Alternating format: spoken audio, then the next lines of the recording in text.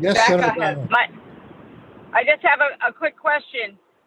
Since I wasn't able to testify in Senate Natural on 101 yesterday, what are you thinking about? I haven't, as of this morning, I hadn't seen a rescheduled time for me to go in there. Do you have more Yeah, information?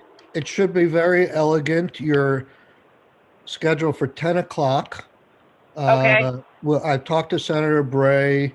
He was supposed to have gotten back to me if he saw any major problems, which he hasn't. Uh, Okay. so we're going to vote it even before you go in there. If he has any questions afterwards, we'll deal with it. So Okay. we'll be talking about it right before you go in there. And he's got you, Ellen, Chris Cochran, and Kate McCarthy on the agenda. So you just have to tee it up for those guys to walk through the bill, I guess. So however you want to deal with it, but he only has you scheduled for all three of you for a total of 15 minutes. Okay. Okay. Sounds good. Okay. Yep. Thanks. Um, okay. We are live. That's great. So David, I think the best place to start is if it's easy enough for you to pull up the latest draft with Joan's comments in the sidebar, if you could do that. If not, we'll figure out something else. I don't know about Joan's comments. Okay. Joan, could you email that document to David to post? There's not that many comments, but I think there are really very few remaining issues. And while Joan's doing that, let me just say, there's one substantive comment which I'm not going to be able to articulate that we have to decide. And I think the only other issue is the name. I'm going to suggest we could spend a lot of time on the name, but I'm going to suggest that we just not necessarily name the program at this point and leave it to the department to name if they want to name it. We got a lot of publicity on the remote worker program. You know, I like the word incentives.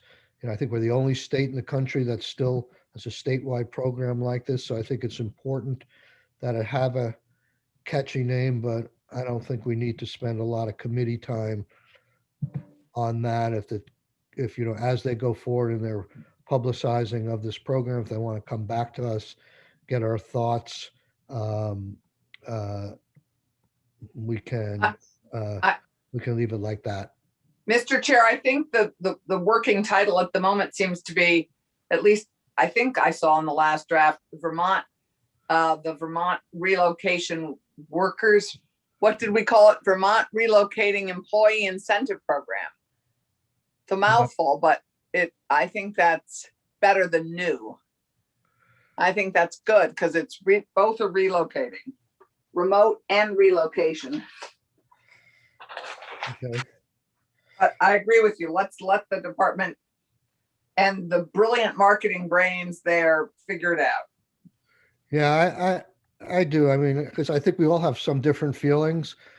I would like to see remote in there because remote work is such a hot topic these days. And we're getting a lot of federal money for it. I don't want to spend a lot of time if we, you know, if David wants to deal with it because there is some words of program here, either taking that out or putting a sentences notwithstanding these sections that department has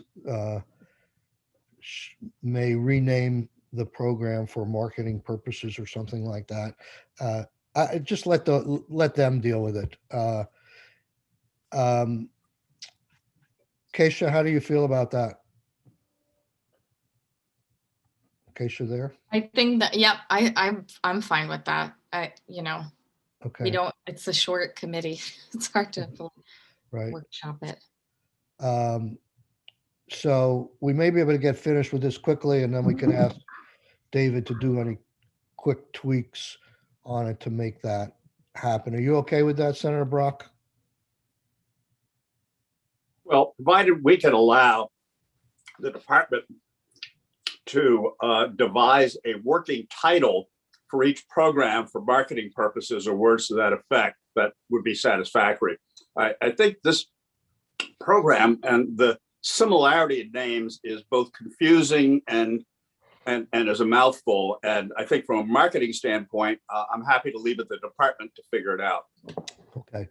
Well, and we can have a gentleman's agreement, a gentlewoman's agreement that before they go forward, that they let us know what it is, and we can take a little bit of committee time if we have strong objections to it. But they've been dealing with the programs, with, the responses from people, what's caught people's eyes, and I think we've spent, the half hour we spent on already is, in my mind, a little bit much. So let's go down to David. I'm trying to refresh my memory. I'm sorry, I'm a little bit ill prepared. You had written a question to the committee or to me saying you were unclear on one thing. I think it was towards the end as to what the committee wanted to do. You may have to dig out your last email on this if you don't remember that off the top of your head. That's the one substantive issue I was confused about. Can you help me out on that? I thought that there was still the question of, is it okay that all of the qualifying expenses are the same? And then there were these questions from Joan, but I don't recall that I had anything else to ask about besides the name. I can take a look at my email, but let me pull your screen to relocating employee while I do that. And you guys, can you see Joan's comment? I can. Okay. Let me get rid of these pictures here.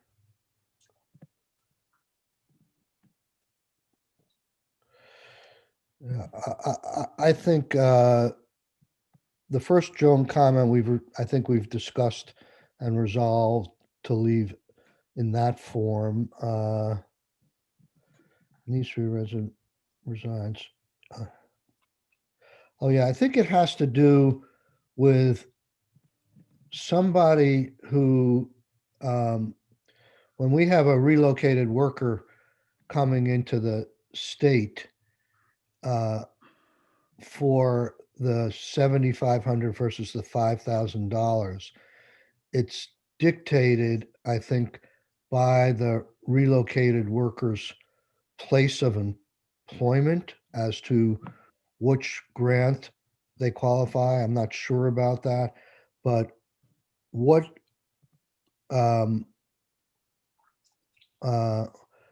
is there, or maybe if someone is a remote worker coming from out of state under this new program, they will get $7,500 if they work in the Northeast Kingdom versus Chittenden County, even though their employer is in California.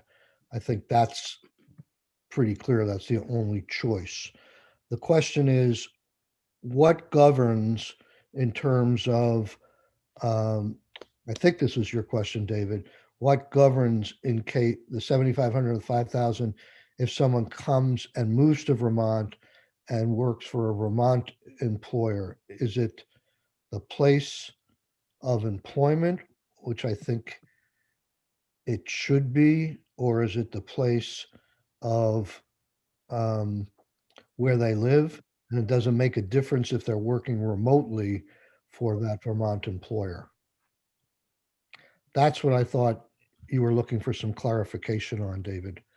If you find that email and my response, I think that's the remaining issue that we have in this bill. Can I interject or at least explain where I was coming from, Mr. Chair? Absolutely. Go ahead. So I think the way it works currently is that it would be where the employer is based, but that doesn't make sense for the remote. So in order to keep consistency with both, we should base the LMA boost on where the new resident lives. This way it's consistent with both. And really, at the end of the day, that's what we want. People living in different areas that currently have lack of population and lack of opportunity. And lower incomes. Yeah. I think that's right. Okay. Mr. Chair, could I go back to the commissioner's previous comment before we talk about the residency? And that is about the one piece that talks about owning a residence in the 3 years prior to the relocation. I know we've discussed this before, but I just want to mention, my concern, I seriously dislike that provision because I think it serves as a disincentive to some of the people that we're trying to get. It is a relatively small thing to a high-income person who perhaps owns a residence. But what you're trying to do, and if you look at who is the most likely person to take advantage of this, it's the person who is just on the edge. And this particular benefit is the kind of thing that can push a person over. And I say that based on my experience on the other side of the desk, looking for places to put businesses and looking at incentives that states, or in this case, nations offer. And the small incentive that was offered was not the determining factor, but it was a measure of how much that jurisdiction really wanted us. And I know that based on decisions that my company made, this was a big factor. The second thing that I would raise is that one of the things that I'm thinking about is not just the enticing as a next step for this program as we look forward as an economic development piece. It's not just enticing the individual employer, but enticing the employer, particularly the person who has a second home in Vermont, who is a business owner, who is an executive, who is a CEO, to bring his business with him to Vermont. In other words, to relocate the business and to relocate and create employment opportunities for that business here, where that person is now a resident. I think that's a way in which we can take this program, not necessarily this year, but certainly in the very near future, to the next step. And I think this piece is a real disincentive. And for the benefit that we get from it, I don't think it's worth the potential damage it does. And I strongly recommend we delete that. Okay, I think I strongly disagree, but I'm willing to reopen the discussion because you're the reporter and I want you to feel comfortable with this. I don't know if there's a third way. But it's not enough for me to vote to kill the bill. no, I understand that, but I want to respect you. You're expressing this pretty strongly. So normally I wouldn't reopen it because I think we've had this conversation. I guess I just buy into the department's argument that if people have a second home, that's such a big draw for them to come here already that $5,000 isn't going to be sending them over the edge. And they're probably coming here because it's easier, they're set up, they got family here or whatever. They love Vermont already. So I view this as sort of, economic recovery grants, trying to target them better. So this could free up some money for people who don't need it. But Joan, can you speak to why this is a new requirement that you've asked for? It's not all you've asked for, but can you defend this again before we make a decision?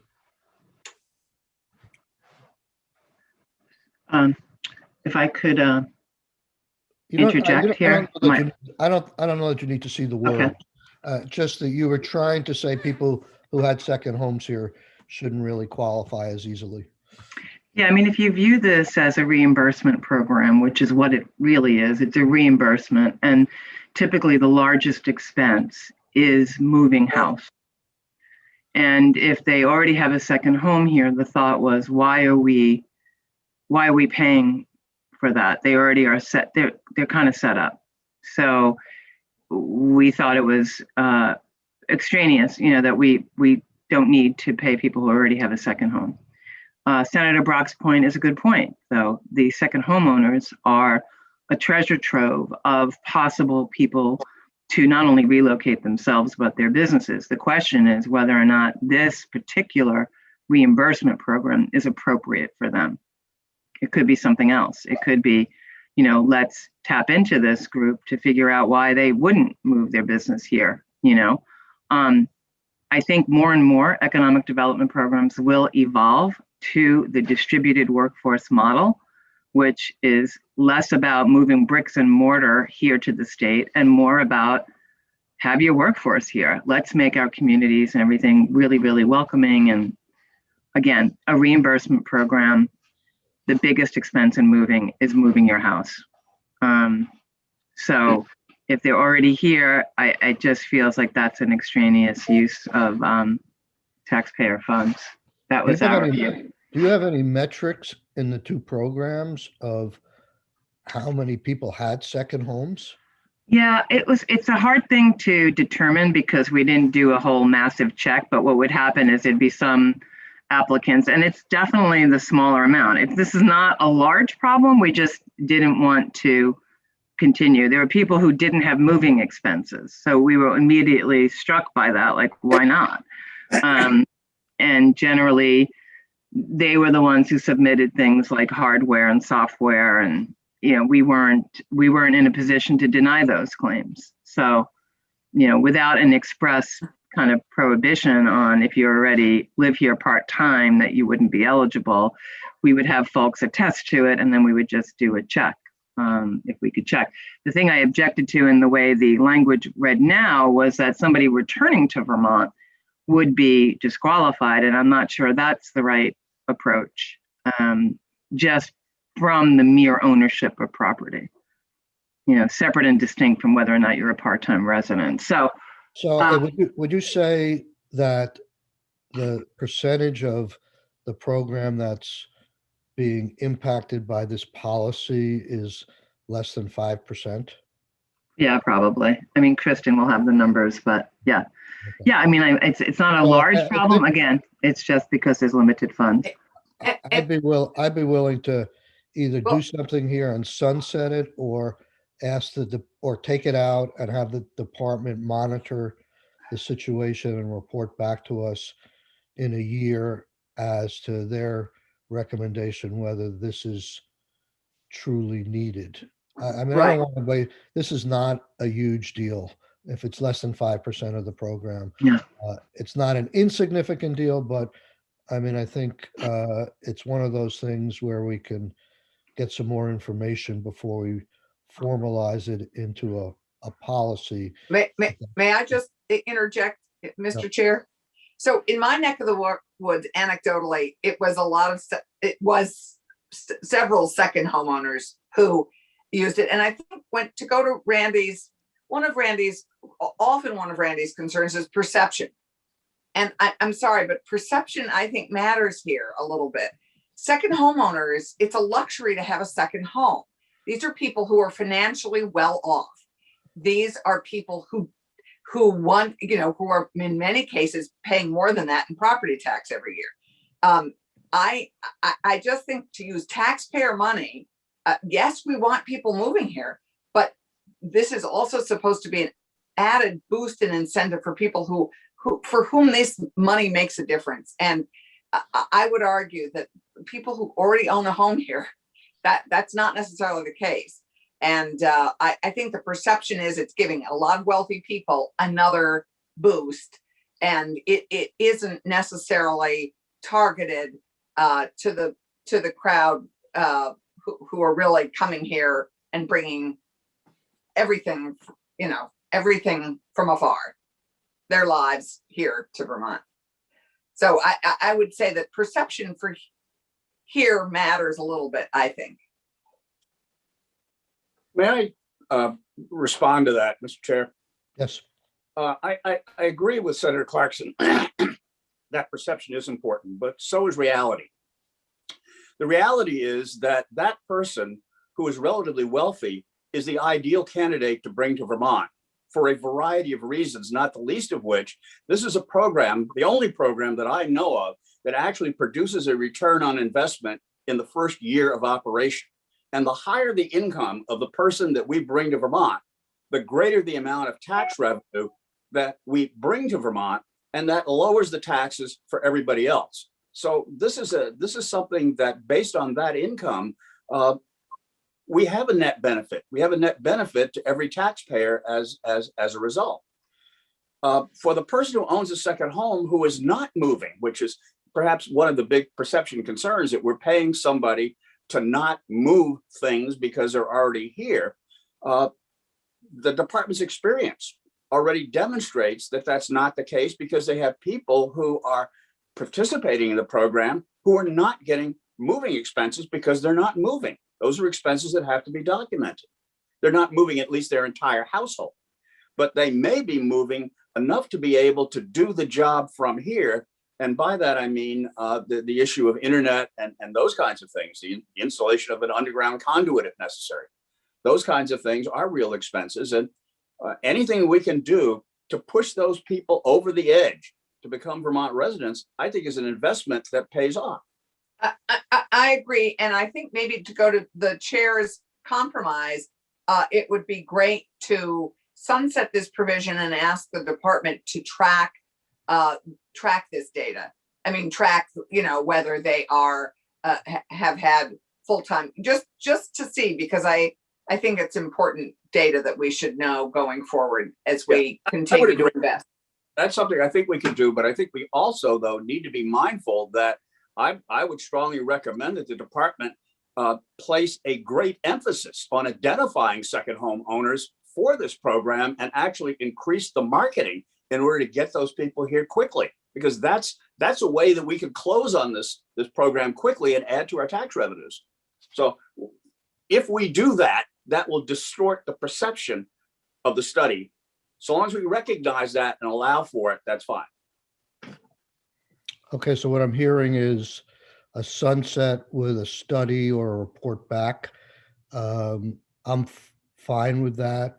I would recommend simply a report back within a year on the Okay. This as goes opposed to sunsetting and then have to undo it.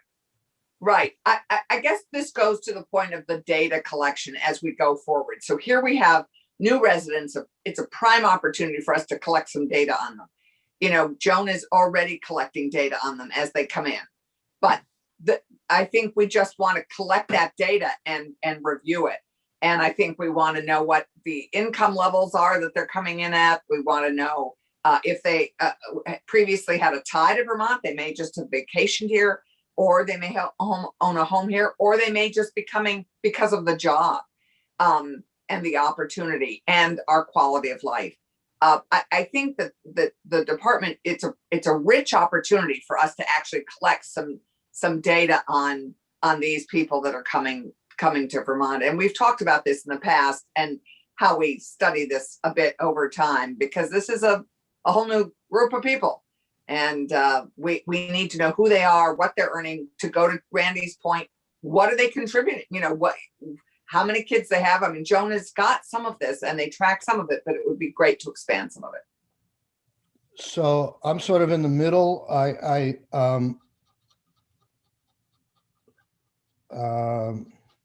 Maybe we just check in. I just go back to my point is that as much as I'm a champion of this program, and I think it does set us apart, it makes a difference in people coming here. I think for people, and I want, as Senator Brock said, for these people who have second homes and who have healthy careers to permanently move here. I just think having a second home here is so much more important in their decision-making than $5,000 in moving expenses. So I think if they're moving here because it's so convenient. They know the area. Everything is leaning in their favor. Having said that, let's try and move on. I didn't quite understand, Senator Brock, whether you were okay with leaving it in as is and just having a report back in a year, and then we would make a decision, or you're still arguing that we take it out and have a report back in a year and then have to put it back in. I would recommend removing it and then having a study as to whether and report back in a year on that aspect. Okay, I am okay with it. It's going to be the same group of people here next year. I think it's heightened awareness. We're not going to just bury this report, I think. No, absolutely not. So we could do that. David, is that pretty clear? Get rid of the second residence thing? Sounds like it. Yeah.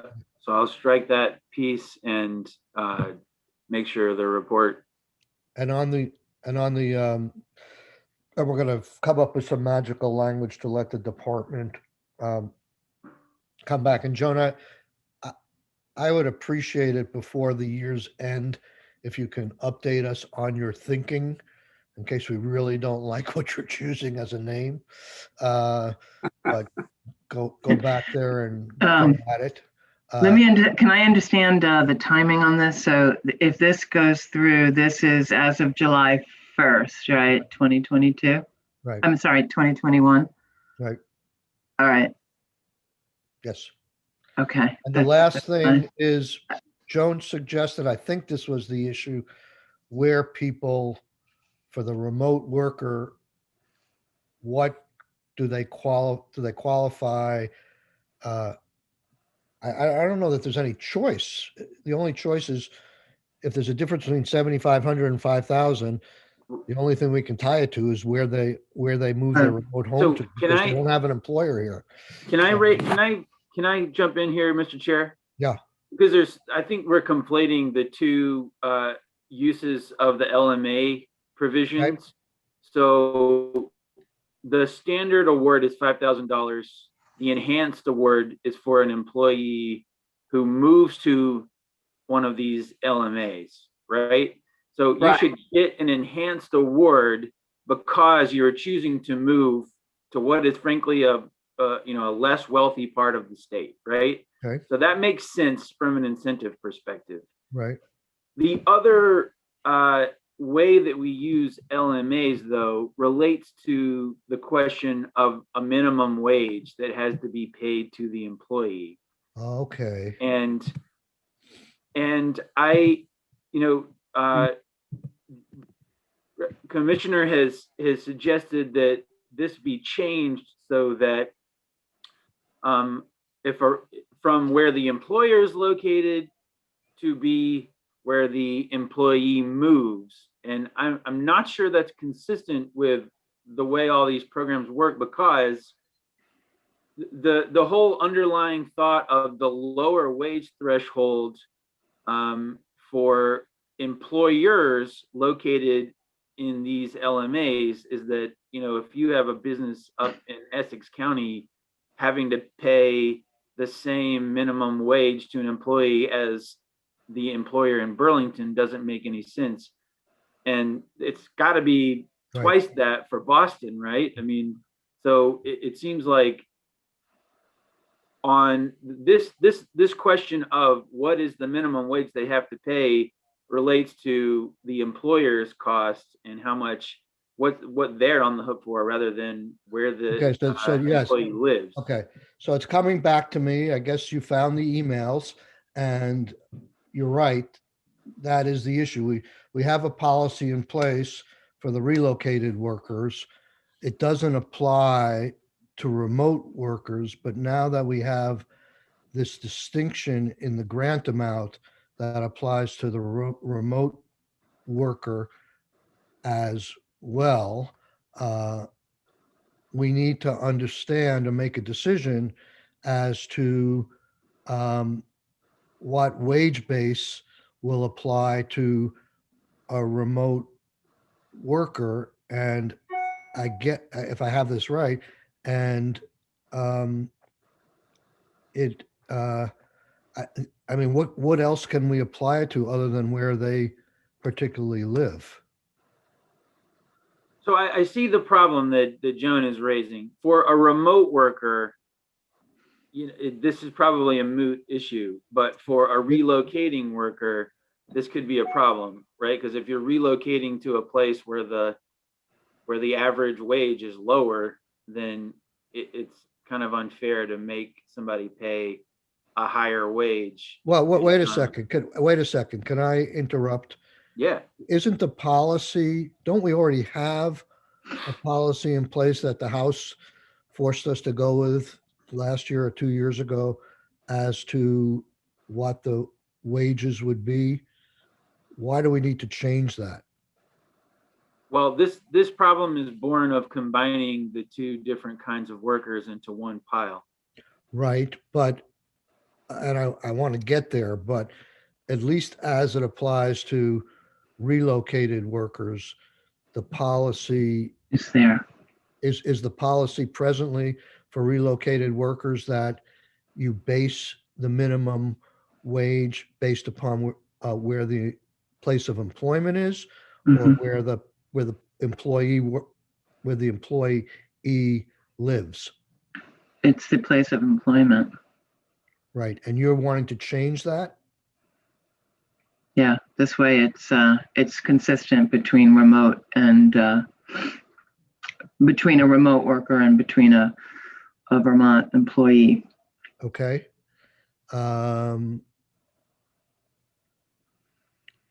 mean, will it matter? In other words, I'm just trying to think about what the issue is. If it's all consistent in both cases, the employer has to certify that this particular employee is earning X, and as long as they're earning X, we're good with giving them the additional funding, depending on where they live. In other words, we're incentivizing them to move to a particular area.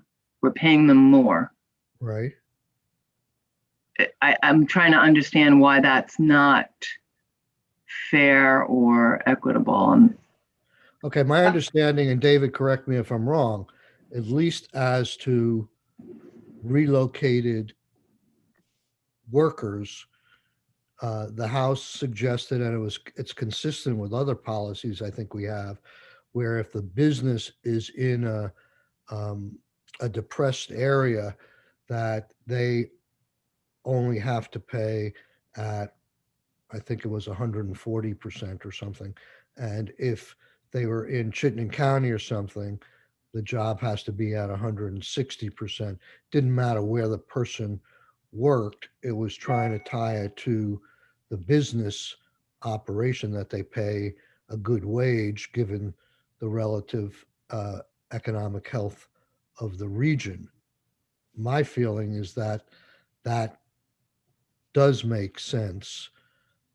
All things being equal, I wouldn't want to upset that apple cart, but I don't know how to deal with the remote worker who's not working for a business in Vermont. So Can I ask something? I mean, I know where it came from. These 160 and 140 are from Veggie. In that case, we're paying the employer. So I get that, right? It's where the employer is located. In this case, we're paying individuals. So there is some alignment with paying an individual to locate themselves in an area, paying them more if it's an area that generally is not seeing that type of opportunity. Mr. Chair. Okay. A comment, though, that it seems to me that the object of these programs is to promote prosperity throughout the state and to promote economic activity throughout the state. An individual employee moving to, because of this program to a location within the state is not going to make a huge difference. But having an employer in those areas is, and I would think that one of the major objectives of our overall economic policy is to create more jobs in a more distributed fashion throughout Vermont. And paying on the basis of the employer's wage is one way to do that. The basis of the employer's wage? Basis of what the employer, we're trying to distribute jobs throughout the state. We're not trying necessarily to distribute individuals throughout the state. But Randy, if they're a remote worker, that's a distributed job in a labor market area. Remote worker is different, and the notion of dealing with differences, I don't have a problem with that. Right. You know, So I don't have I- a problem with doing that if that's what we have to do. Sure, we'd love to have it simple. But what we're trying to do is we're trying to get employers in these remote locations so that they're not all concentrated in Chittenden County. right, Right, So- but that would be. Oh. that would support it- having this in. And you know, the goal is not to have a person live in the Northeast Kingdom and drive back and forth to Burlington every day for a higher wage. Right, The goal is to have that job in the Northeast Kingdom, in Central Vermont, and those locations Right. where there are not those kinds of jobs today. So- That should be a major. Senator focus of- Brock, it sounds like you're arguing, at least for the relocated workers, to keep the status quo. Yes, that's correct. Okay, so what would you do for the remote worker? because, Doesn't, well, the remote worker is bringing that job to an LMA area. I mean, that is a job in an LMA area. I would agree. All right, so we base it on, in the remote worker case, we base it on where they live. Right, Correct. that's what Joan's point was, I think. Okay. Because that's where the job is. As far as Right. Vermont. I think what Joan was striving for is she wants uniformity and make the program simple, which has its advantages, but maybe we do that later on. I mean, it's not like we're getting tens of thousands of people applying for this, and this is a huge burden to figure out whether they meet this requirement or not. So I guess what I hear people saying is that we have, and this is David was legitimately asking for clarification here, is that we want to leave C as is for relocated workers, and we want to have a similar comparable section for remote workers that is premised on the town where they, or the area where they move to. Yes. I think that's right. Joan, you said you had a comment on this too. yeah, I guess I'm viewing it very, very, very differently. I'm viewing it that you are paying an individual. Therefore, it should be where that individual resides. We're not paying the employer. This is not an employer incentive to locate in St. Johnsbury. This is an individual has choices on where they're going to set up house. They could work remotely for a Vermont employer. I don't know what we would do with that scenario. A lot of remote work is coming down the pike now since pandemic. I don't know how we would treat those applicants. So I just do think that consistency is not just for ease, but it's also, is it fair? Like if you work for an out-of-state employer and you live in St. J, you're going to get more money than if you work for a Vermont employer and live in St. J, and the employer happens to be in Burlington. No, I think we may have a difference of opinion here. I mean, the department came in and their original proposal was to get rid of the wage. Correct. That's pretty much all together, and they wanted to open this program up to lower income workers. And the House's position has been, and to some degree, I share it, is that we want people who are, it's this program is advantageous not only to the employee, it's advantageous to the employers as well, who may have a greater pool of people to look at, may, unfortunately, in some cases, I think, pass their moving expenses that they might otherwise pay their employee onto the state, but so the employer benefits as well. So we want to get some decent paying jobs and that whole return on investment. So I guess where I am on this, I'm sorry, Joan, but I would leave it as is for the relocated worker and have the remote worker, the threshold be the 160 and 140% based upon where they live. So you're disadvantaging the employee who works remotely for a Burlington company who decides to locate in an LMA that's got lower wage. That's what would happen in this scenario. they may not qualify for this program because they took a job with a Vermont company in Burlington and chose to live in another place. But the fact is, if they're working for a job in Burlington, it's much likely to pay a higher wage. Right. That's the way the program's been operating so Well, far. Right, but we didn't have a wage requirement on remote worker. Right. And we had one on new worker. Again, you're right. We came in asking to eliminate it because of this. Now we're merging the programs, except we're treating the employees very, very differently depending on who they work for. That feels weird and unequal or inequitable. I don't know what the right word is, but basically we're, the remote worker doesn't have a Vermont, the employer is located outside of Vermont. Right.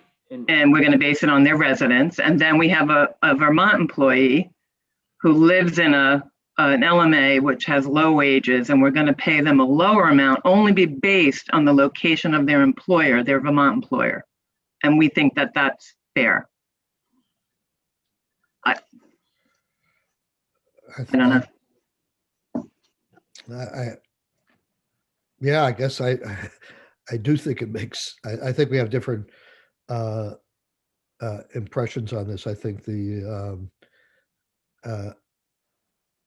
given that we have the luxury of knowing where the person is working, like in Veggie, we want the people who qualify to work, to get jobs with employers that pay decent wages. We don't have that advantage for remote worker. We could, an alternative, we could say 160% for all remote workers, assuming they're coming from states that have higher wage scales than ours. Or we could say 150%. I'm not really reacting to the requirement. I'm reacting to the award amount. So yes, I understand that the requirement, you want the requirement there. We get that. The requirement is the same across the board. The difference is that somebody who works for a Vermont employer could get $5,000 living in St. J, and somebody who works for Google out of St. J is going to get $7,500. I would argue that is inequitable, and I'm not understanding it. So I just not understanding it. Veggie, the money goes to the employer. This is going to individuals. Right. So go ahead. Aren't we just talking about the wage threshold here? We're not talking about the amount of the grant award.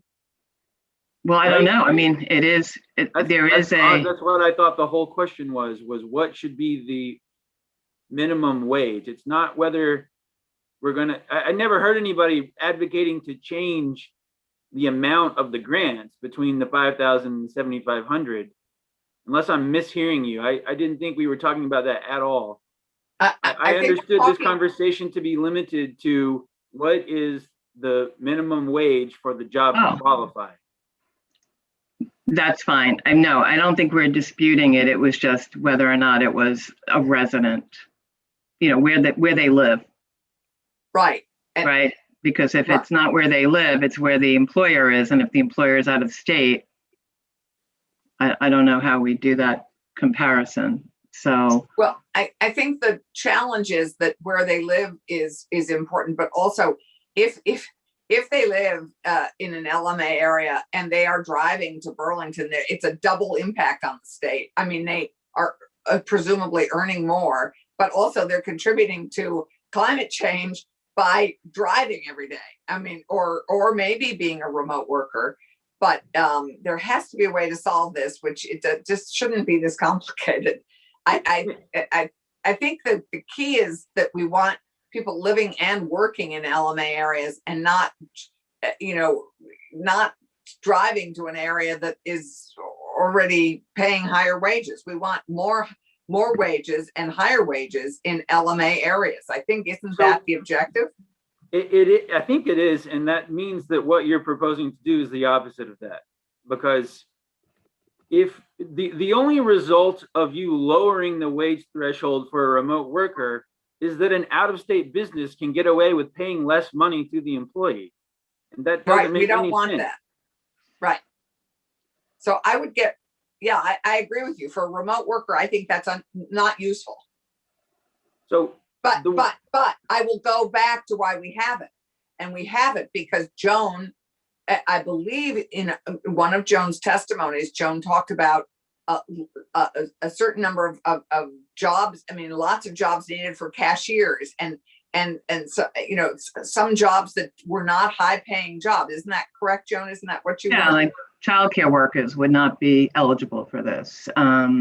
Many different jobs would not be eligible, and jobs and occupations where they need people. Right. That was our pitch. But no, I'm not. If we want to make this requirement for both, that's great. I'm just not.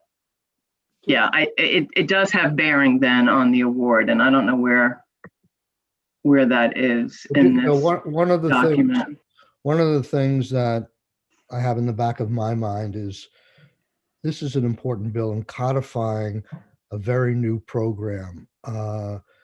It wasn't necessarily designed to change any kind of policies very much, but to get it in statute, get some funding for it, move forward. Obviously, we can tweak and make it better, but we don't need to do that right now. We could just go with the existing program in this regard as an option and leave the relocated workers with the 160 and 140 and have no test for the remote workers.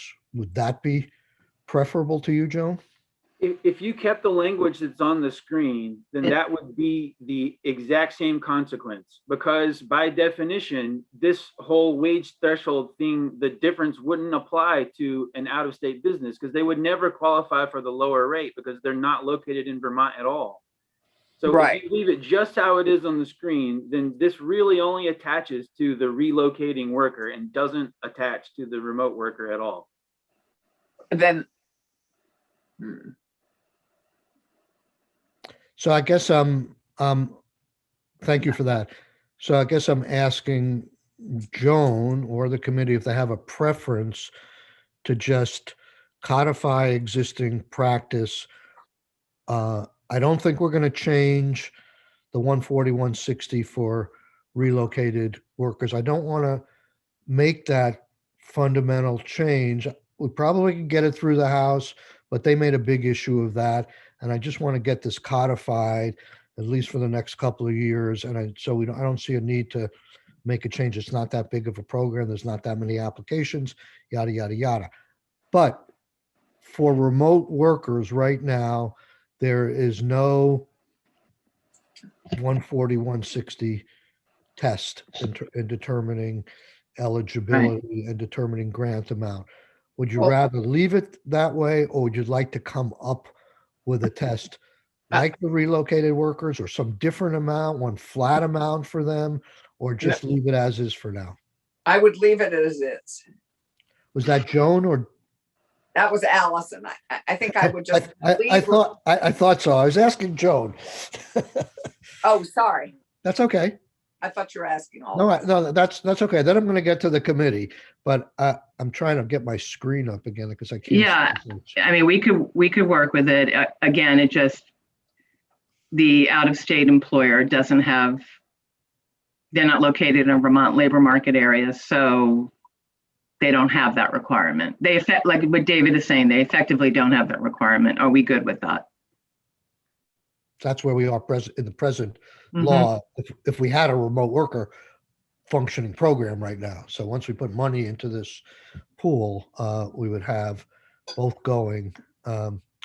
David, counting on you. Are you clear on this at this point? And just leave it as is, gets us to the point of how we treat remote workers presently under the pilot program and how we treat relocated workers presently under the pilot program. I think so. It sounds like you just want to leave it. And that's fine. If you leave it. That's what I'm asking you is if we make the decision that we want to leave those criteria the same for the two programs as they've been running up until now, does your wording capture that?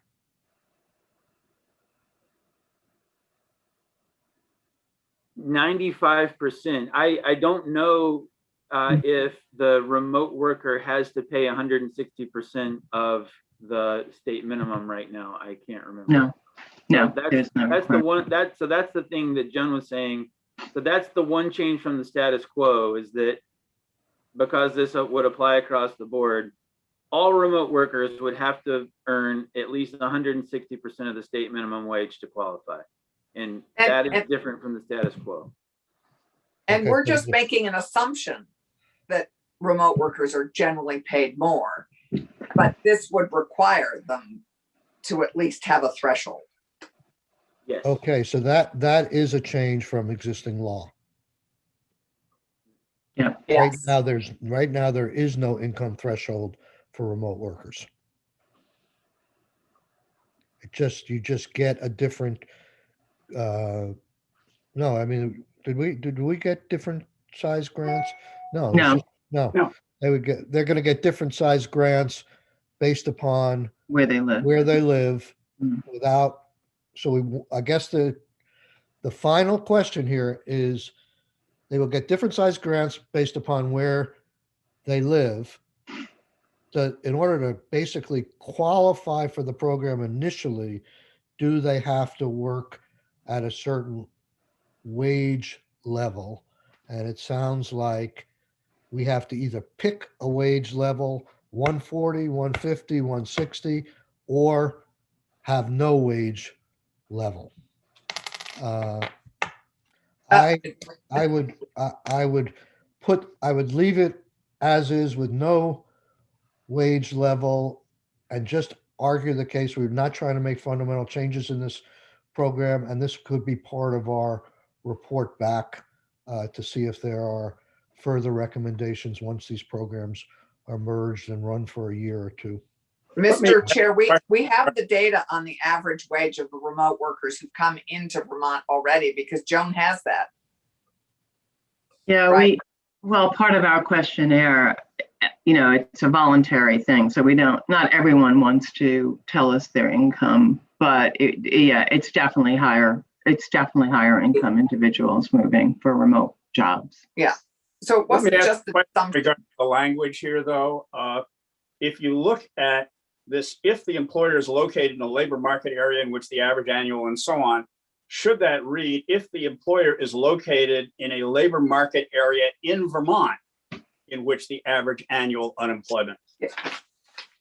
Should that change be made? Yeah, probably. That's a question for David. I don't know I if it don't helps see why, clarify. I don't see any difference between them. Well, because what you're saying is if you're applying it to a remote worker, the employer could be located in a labor market area that meets that criteria in Wisconsin, couldn't he? But it's a Vermont labor market area. Well, it doesn't say that. Yes, it does. It does. Where? I think it Where does may. it say that? Line 9. It says if the employer is located in a labor market area in which the average annual unemployment rate is higher than the average annual unemployment rate for the state. Yeah.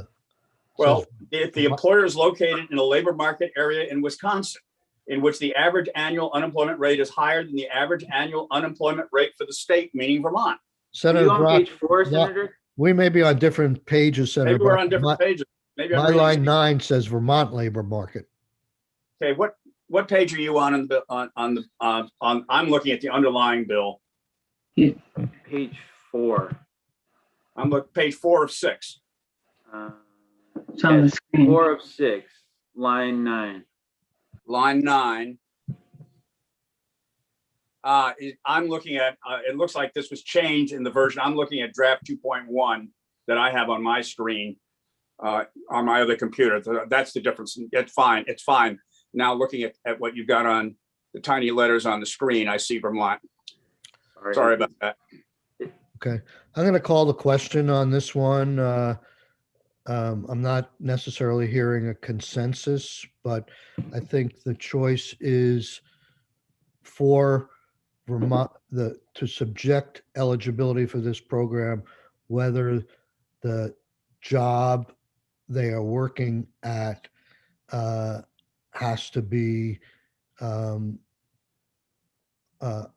a remote worker, employer in California, let's say, has to pay 140%, 150%, 160%, no percentage, or or use these same two.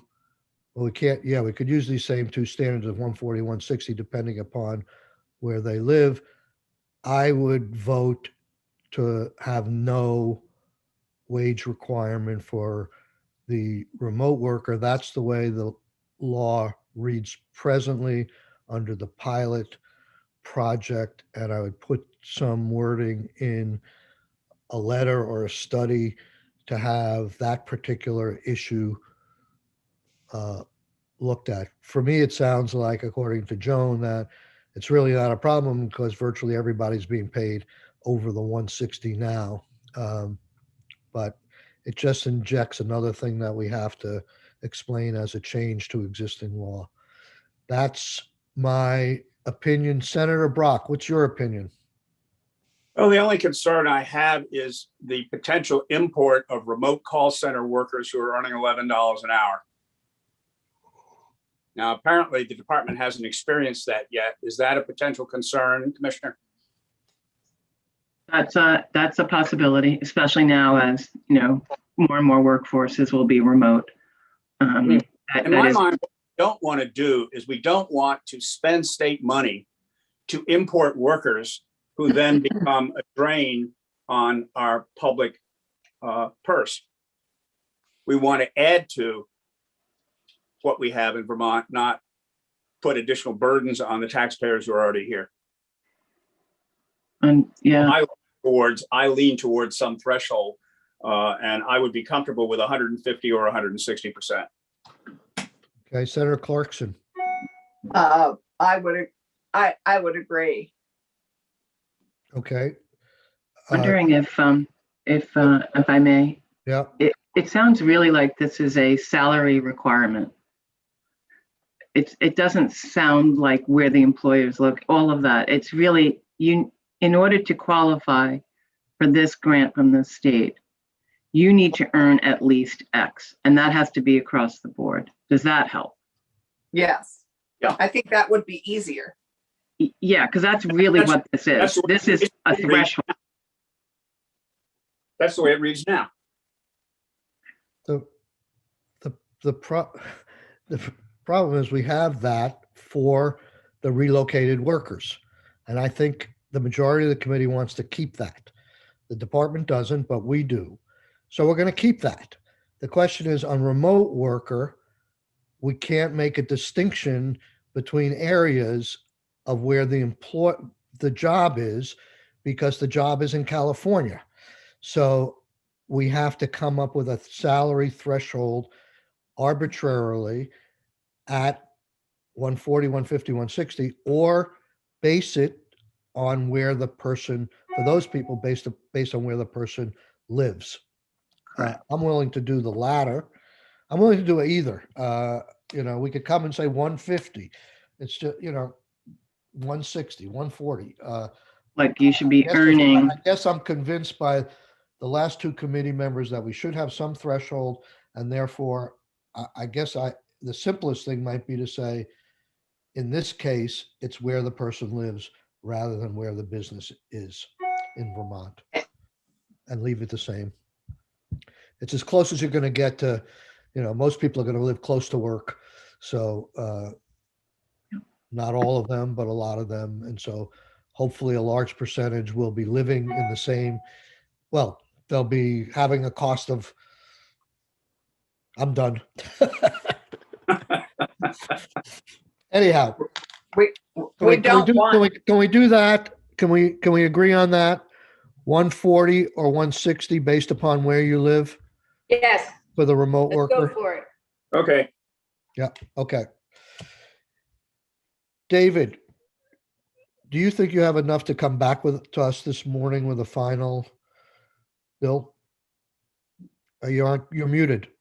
Yeah, I'm gonna have to rewrite like the whole thing. So I don't know how long it's going to take. Also, we haven't discussed the appropriation, Oh, yes, What- thank you. whether there should be one, Yes, et cetera. yes. So yes, good point.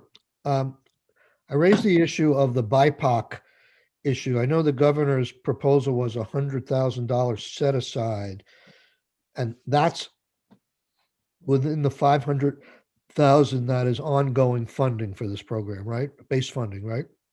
Correct. So we probably need in the appropriation section to say that. The administration may have their own language that's floating around the budget, but I want to put it in this bill as well. Is there any magical language that we need to for set aside? Does everybody understand when you use the term BIPOC, do you have to be any more specific? Do we just have to say,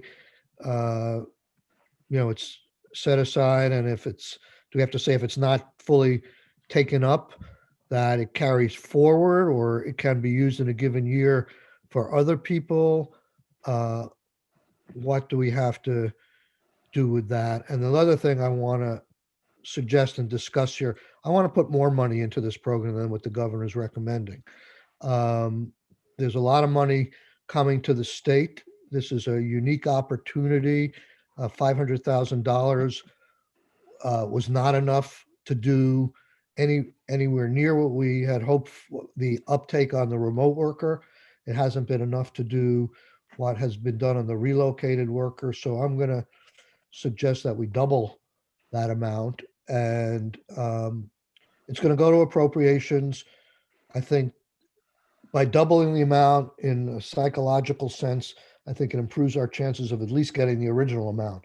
So I think we should do that if the rest of the committee is in agreement. I don't know whether that doubles the amount of the BIPOC as well, but I'm fine either way. So you're looking at something like 1.2 million or 1.1 million? No, I was looking at 1 million. Because if we're going to, and we need to ask our lawyer while he's here, it's hard to be this is a challenge as we want to include people, but we also can't be racially discriminating because we're not allowed to do that. So we have to say, I think we have to say something else BIPOC. If you're wanting to double that allocation, it would be 1.2 million that we'd be asking for. No, Because it would not. it was, I thought that The governor has asked, my understanding is the governor has asked for $500,000, 100,000 of which would be set aside okay. for BIPOC. Sorry, I hadn't realized it was a So a subset. straight extrapolation would be 100,000, of which Yeah. 200,000 would be for BIPOC. Got it. I thought it was in addition. And I don't understand the discrimination clause. Didn't we do exactly that in the recovery grants?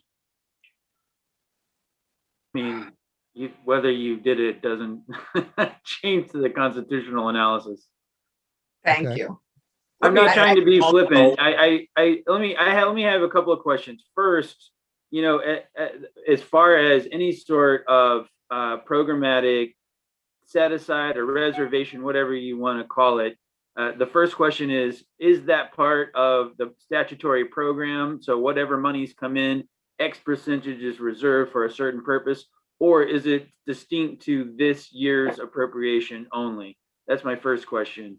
And second, not really a question, I guess, just on Senator Clarkson's point, the risk is just an explicit race-based preference is probably an equal protection problem, and there's language that's been floating around and lots of different versions of bills this year that speaks more to reserving whatever program, service, benefits, appropriations for Vermonters who have historically suffered discrimination on the basis of, et cetera, or have had unequal access to benefits and services historically, that type of thing. Right. Does that Let me make, add one thing to this discussion, as I'm very uncomfortable with doing this reservation and set aside. I'm very uncomfortable because we've taken absolutely no testimony on it. And in the last 30 seconds of discussion of this item, we're about to spend 20% of the money that we have allocated for a very important program with no testimony, no justification, and no real basis other than what somebody thinks or feels. I think that's a wrong thing to do.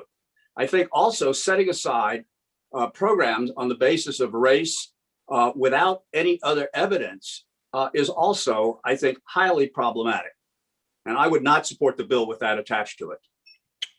So I would suggest, So, given where we are, that we let the House add this. If it's good, we are at a point where we should not be adding more. I agree. I mean, just regardless of what it is, the substance of it, we're in crossover week. I would suggest we let the House deal with this piece and that we pass what we have at the moment.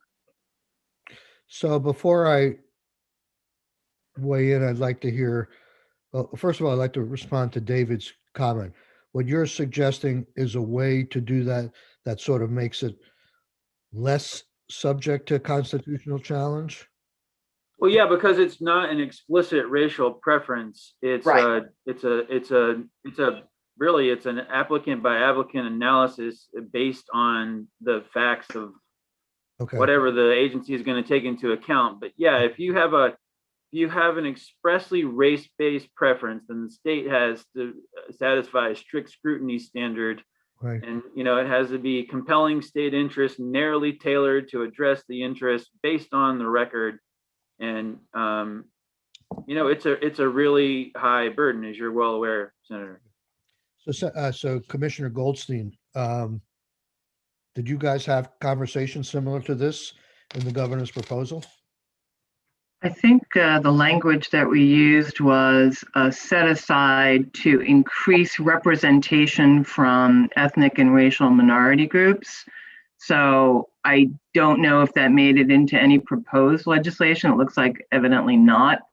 But it was really meant to ensure that we're able to, to increase awareness amongst these groups so that they would apply for this. And then if it's unutilized or underutilized by the last quarter of the year, we would blend the residual into the general pot.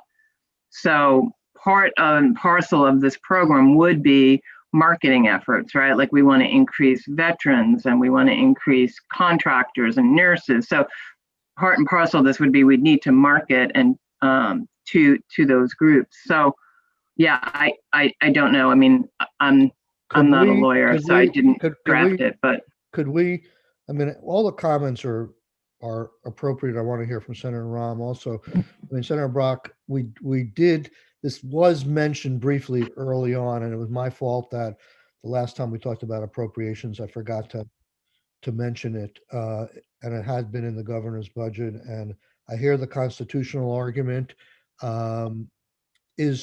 and I hear the crossover argument. Believe me, I hear the crossover argument. Would it be possible to make some sort of statement without any set aside at this point to talk about the department making enhanced marketing, educational efforts to these communities without any communities have either been historically marginalized or have not been marketed to previously, words to that effect to indicate opening up of outreach and also ensuring that we have equity in the distribution of funds. Okay, so you're okay with Things something like that, I'm fine with. I am not fine with set-asides. Okay. Senator Rahm, you have.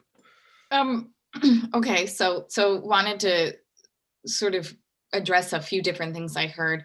I think what I've come to understand, and David could correct me if I'm wrong, is that setting aside a certain amount of money that an organization can use to do language access, to do specific technical assistance, and to support those populations is different than saying a percentage will go to people who have these identities. And so, you know, when we talk about a set aside, I want to be careful that we're distinguishing between a quota of people versus money that might be needed to make sure we get this right for certain populations that have consistently been at the back of the line as data has shown. So giving an organization the support they need to help reach those populations is really different than just saying it would be nice if we did. And I would support some kind of allocation to that effect. You know, Mr. Chair, I support everything you said, that this doesn't feel like enough money, and it does feel like any system where you have to be ready to be in line is still going to disadvantage small businesses owned by women and BIPOC Vermonters. I don't feel like we've taken a ton of testimony from any businesses on this amount of money. I'm personally okay with that because I think we're all hearing from our constituents how much this is needed. They're writing letters, they're activated, but it's not like we've taken hours of testimony from, you know, white male-owned businesses either about what this would do. We are going off of the word of ACCD and some of our business leaders. And I have, you know, we had money that we could have, you know, we don't have time for it, but I have specifically talked to, you know, the folks at the Vermont Center for Women in Entrepreneurship, to Curtis Reed at the Vermont Partnership for Fairness and Diversity, to the Association of Africans Living in Vermont, to the Rutland and Windham NAACP chapters. And there were so many barriers early on in the program last time that resulted in them still having a hard time with technical assistance, with language access, and specifically this, we heard of businesses that opened after the pandemic began. They had some testimony in the House from, you know, the breweries and some of the bigger ones. We keep holding on to kind of just a few examples. There are a lot of, yeah. Can I interrupt you? Are you referring to the remote worker program? Or Yeah, we did not hear that about remote worker. Oh, No, I'm not sorry. I about- thought We're talking it's about about- relocation and remote workers. I thought we had moved on and decided. I'm No, sorry. I we thought we haven't. were talking about the business. I thought we were talking about overall business support. No, now for the we're gap not. funding. We're Sorry. not. We're Okay. talking about remote workers. Okay. Apologies. No I- problem. Okay, so I think it sounds to me like we have received reached a consensus on all of this stuff. It took longer than I would have thought or hoped, but David, you're up in terms of if you have any other questions before you start drafting. I don't. I think I hear you all loud and clear, and I hear your concerns about and preferences for the marketing and targeting of the resources. I guess let me ask that one. Well, given that proposal, it sounds like it will be specific to the appropriation that will be included in this bill, and so that's $1 million, and it will specifically include the requirement that the agency, target that and with marketing and education to underserved populations. Yeah, That Okay. can go on as long as the program goes on. When we do an appropriation, we don't necessarily itemize it as base funding. That's just in Jane Kitchell's mind ultimately. So when we send it over, I mean, I guess, I don't know exactly how you write it, but I don't think it necessarily says $1 million for this year and forevermore until sunset. It just says. No, that's not my question. The point I'm making is whether you want the specific language about marketing, education, Yes. targeting, whether that's part of the statutory program language or whether that is just tied to, the authorization and appropriation for this year in this bill. Do you see what I mean? Yeah. I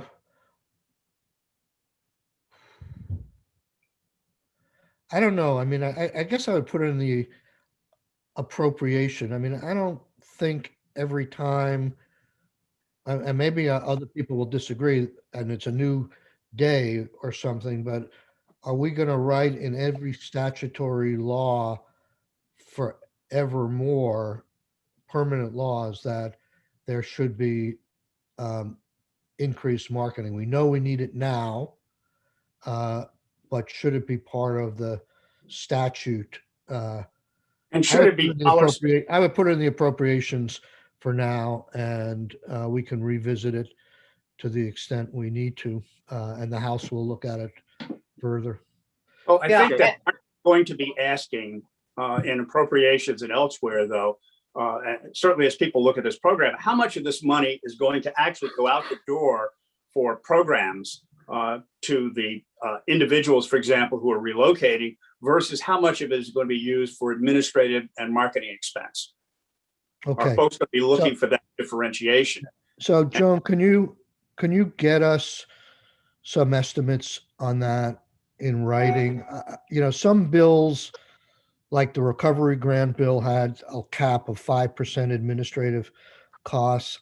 I'm not at the point of starting to dictate that in statute at this point, but we'd like to know, what the past history has been, what you set aside for admin and stuff like that. I don't think it should slow down the bill unless other people feel like there's some abuse going on here and we have to put a limitation on it right now. I don't think we generally get into that. That could be a question that comes up in appropriations. Senator Brock, you're going to be presenting to the Appropriations Committee, and if they have an issue with that, you could weigh in. There's probably a norm out there. I don't think this is that big of a program, but I don't know if we did the last time, if we put anything in. I don't recall us doing so. I think the kind of language that I would be comfortable with as we describe marketing to marginalized communities is to indicate, in effect, that administrative expenses will include marketing of the program, and attention will be paid by the department to market to historically marginalized community among its marketing activities to do that specific thing that we talked about, marketing to marginalized communities and ensuring that the broadest distribution of information reaches all the populations that are potentially available. Well, we could, Right, David, I guess you could write, current language I for guess that. David could write the appropriations section to say included within this $1 million is administrative costs, and including the laundry list of marketing language you were talking about. And Right, David has sort of currently used language for that. we 'cause he really just used- we really need to move on, folks. Yeah. So,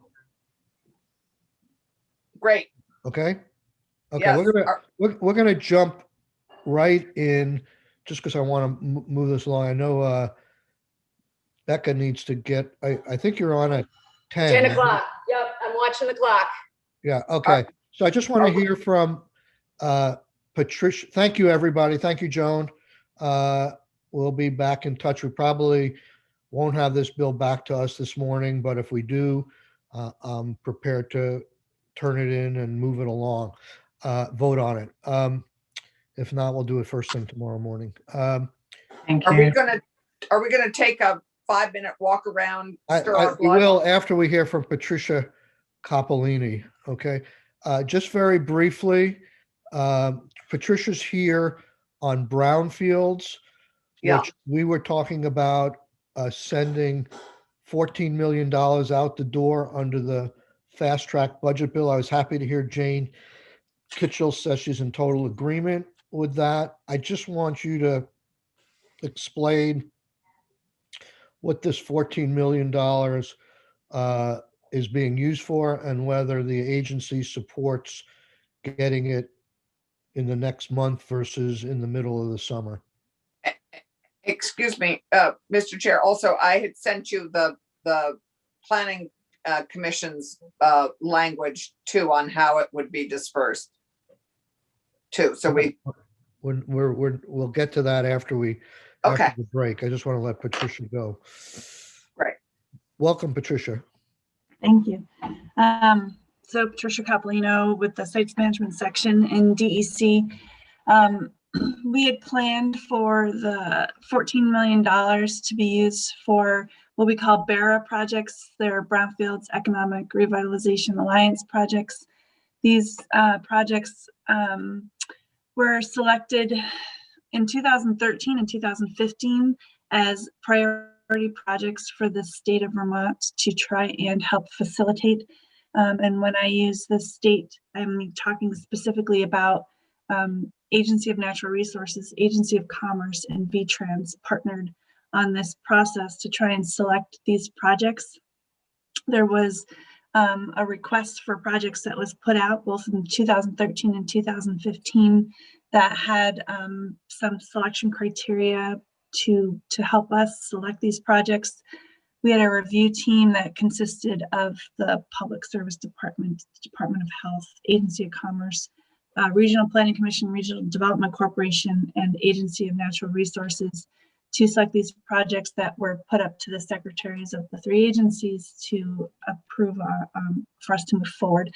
The intent behind the BERA program was for the state and EPA actually to assist and prioritize our time and funding to move these projects along. So in 2013, we selected 4 projects, I think, and I just want to look at them. It was actually in 2013, we selected 453 Pine Street in Burlington. We selected the Rail Yard Enterprise Project in Burlington.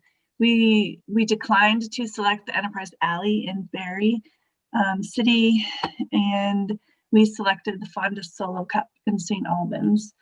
Of those 3 projects, they are still active and needing assistance right now for multiple reasons. And I thought Jones and Lambert, J&L, is a BERA project.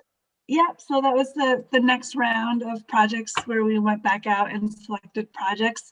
So the next round of Patricia, we do have a list of the projects. So if you could talk more generically than individual projects, it would be no problem. helpful. I mean, is advancing the money gonna help? It will help a lot. I just wanted you to know that for the second round of projects that we have completed 2 of them, so that you know that we have been making progress on these BERA projects. So Robertson Paper Mill and the Richmond Creamery were also selected and have been completed. Jones and Lamson is the other one that is still waiting for assistance. So of the projects that are still waiting, the issues that exist are legal and financial. The contaminant issues are large and complex, and the dollar amount to facilitate any type of cleanup to get to redevelopment is very large. There will be basically being able to implement this money for any additional assessment or cleanup needed on these is the only thing that will help move these projects along. So for Jones and Lamson in Springfield, that project has multiple contaminant issues within the building, in groundwater, in soil, in sediments. It's right on the Black River. And there's a large need to help facilitate the cleanup of this property to get to a redevelopment. 453 Pine Street is located next to the Superfund site on Lake Champlain. There are large contaminant issues, legal issues associated with this. And in order to redevelop it, there's a large cost to help facilitate that piece of it based on the contaminant issues and the geology that exists at this property. Fonda Solo Cup is the same. It's in St. Albans. Can I ask, Patricia, can I ask a question? What's the downside of us not getting these funds to you in April, and if you had to wait till August for it? For several of them, we missed the construction season, so we could start doing work as soon as the snow melts or now to help facilitate. That's what we want to hear. Okay. Yeah. So your agency is fully supportive of advancing this money sooner rather than later? We are, yes. Okay. So committee, the reason I asked Patricia to come in, I'm sorry I'm cutting you off. People need a break and we're really running late. But we have to make recommendations to the Senate Appropriations Committee. This has been on our list based upon testimony from ACCD, but we hadn't heard directly from DEC or ANR. So we just wanted confirmation that we were on the right track. Our letter will be fairly simple. We'll take your list and we'll be in communication with you and say, we would like this $14 million to be appropriated within H315. You'll have an opportunity further to weigh in if you see we're doing something wrong. And I'm sure somebody from your agency will probably be called into appropriations as well. So again, I apologize for cutting you off. I know you're enthusiastic and have a lot of details to share, but we have to move along. Is there more to say before I let my committee go on a break? No. Okay. Thank you, Patricia. Thank you, everybody. A few of the witnesses you see on our screen are moving over to natural resources to testify for 15 minutes. We'll come back at 10:10, and hopefully at least the pro tem will be back with us at that point, and we'll take up probably very briefly S101. Did I say 110? S101 at that point, and then we'll move to the unemployment